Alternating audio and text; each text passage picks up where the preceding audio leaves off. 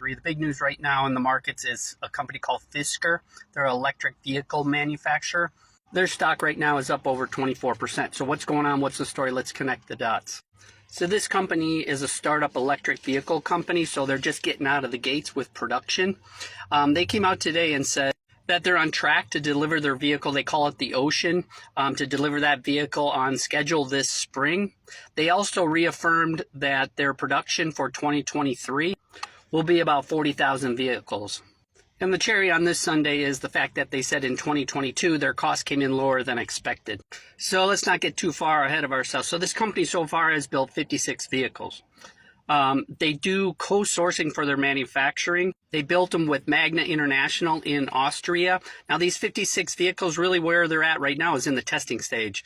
And they still haven't got approved, at least regulatory wise, for the US, Europe, or Canada. So like I said, they're getting a little far ahead of themselves. The company went on to say of the 56 vehicles they created, they're using 15 for testing right now, too, to try to get those regulatory approvals.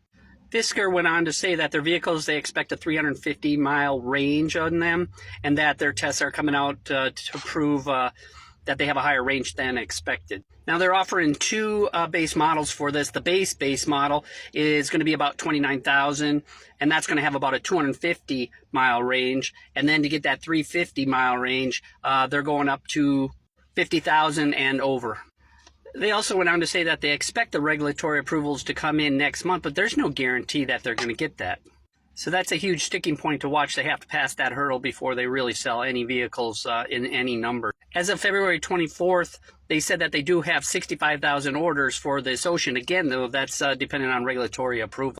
So their 2022 costs came in at $705 million, and they had originally projected $715 to $790 million. So that's a good number there.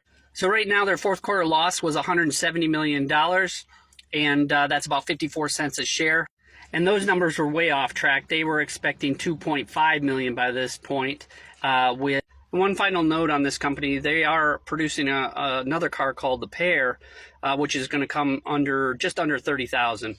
And they said they have about 5,600 orders for that car once it's produced. They expect that Pear to be produced in Ohio starting in 2024. That's another joint venture with a company called Foxconn Technology Group. So we're really going to have to see. The big news to watch on this one is the coming, if they're going to get approved for regulatory approval to sell in Europe, North America, and Canada. That's the big one.